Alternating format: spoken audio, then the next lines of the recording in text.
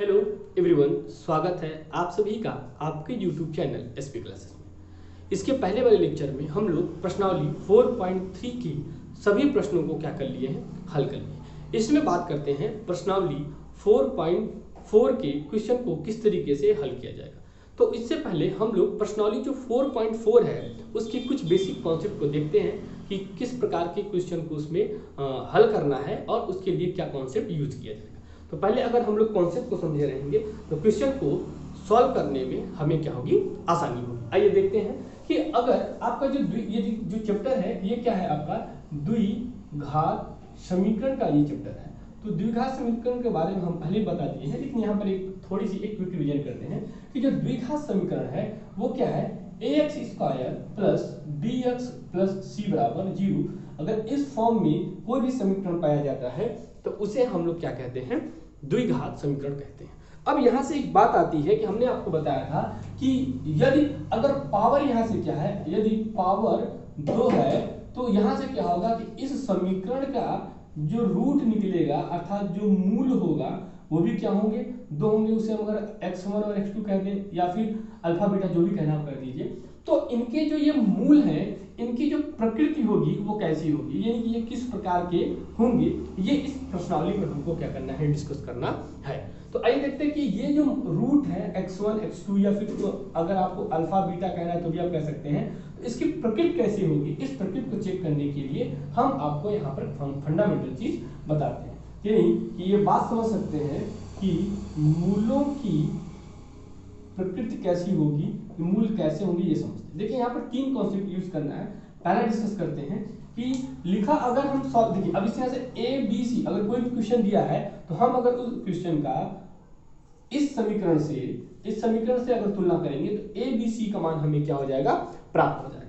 तो यहाँ पहले डिस्कस करते हैं कि अगर बी स्क्वायर माइनस 4ac, देखिए हम क्या करेंगे, ए बी सी का मान ज्ञात कर लेंगे समीकरण से तुलना करा के, और ये लगाते हैं कि बी स्क्वायर माइनस 4ac का मान अगर 0 आ जाए, इतना का मान अगर 0 आ जाए तो जो मूल होंगे वो क्या होंगे, वास्तविक होंगे और क्या होंगे, आपस में समान होंगे। समान की बात करते हैं कि x1 और x2 आपस में क्या होंगे, समान होंगे। क्लियर है। दूसरी बात करते हैं कि अगर इस कंडीशन, ये कंडीशन नहीं बनती है, 3 कंडीशन देखिए पढ़ना है। यदि बी स्क्वायर माइनस 4ac का मान 0 से ज्यादा आ जाए, ठीक है, बराबर आ रहा है, तो मूल क्या होंगे, जो मूल की प्रकृति होगी वो क्या होंगे, मूल वास्तविक होंगे और समान होंगे। लेकिन यदि कंडीशन यहाँ बनती है कि अगर बी स्क्वायर माइनस 4ac का मान 0 से अधिक आ जाए तो मूल क्या होंगे, वास्तविक होंगे किंतु समान नहीं होंगे, क्या होंगे, भिन्न भिन्न होंगे। क्लियर है, क्या होंगे, भिन्न भिन्न होंगे। इस बात को ध्यान रखिएगा।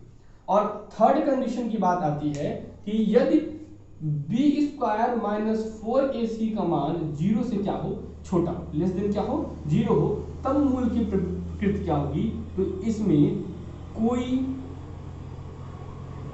वास्तविक या इसका कोई वास्तविक मूल नहीं होगा। क्लियर है। तो ये 3 कंडीशन आपको ध्यान रखनी है कि अगर कोई समीकरण दे रहा है और कह रहा है क्वेश्चन में कि इस द्विघात समीकरण के मूलों की प्रकृति क्या होगी, वो कैसे होंगे, तो हमें ये 3 कॉन्सेप्ट याद रखने हैं। पहला क्या है कि बी स्क्वायर माइनस 4ac का मान, 3 कंडीशन हो सकती है।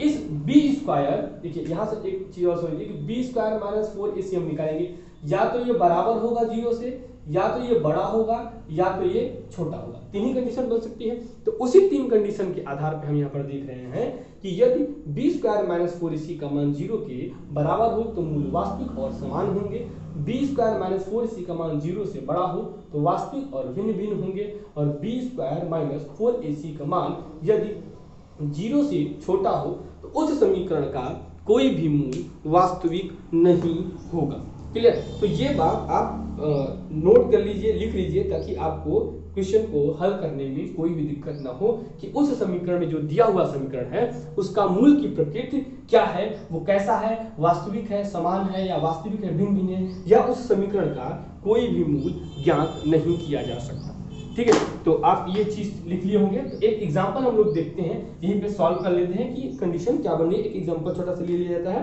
क्वेश्चन फर्स्ट क्वेश्चन ही है, फर्स्ट क्वेश्चन को एग्जांपल के रूप में करते हैं कि पहला क्वेश्चन दिया हुआ है कि 2x square minus 3x plus 5 बराबर 0। क्लियर, प्लस 5 बराबर 0। अब देखिए यहां से क्या हो रहा है कि इस समीकरण का हम क्या करेंगे कि जो एक्चुअल में x square plus bx plus c बराबर 0 जो द्विघात समीकरण हमारे पास एक्चुअल में माना जाता है, जो द्विघात समीकरण है, इससे क्या कराएंगे, तुलना कराएंगे। तुलना कराने के बाद a बराबर क्या मिल गया 2, b बराबर क्या यहाँ पर प्लस है कि यहाँ पर माइनस है, क्या लिखेंगे -3 और c बराबर क्या है 5। c बराबर क्या है 5। अब हम यहाँ पे यूज करेंगे फॉर्मूला, क्या है b square minus 4ac।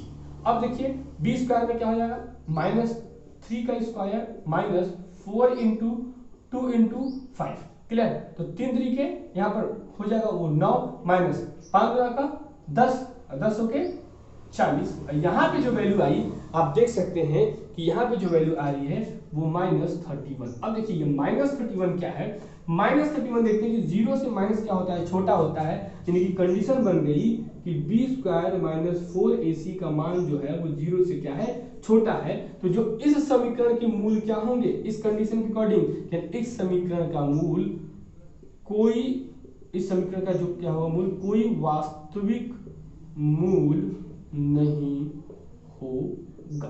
Clear, यानी इस समीकरण का 2x square minus 3x plus 5 बराबर 0, इसका कोई भी मूल वास्तविक नहीं होगा।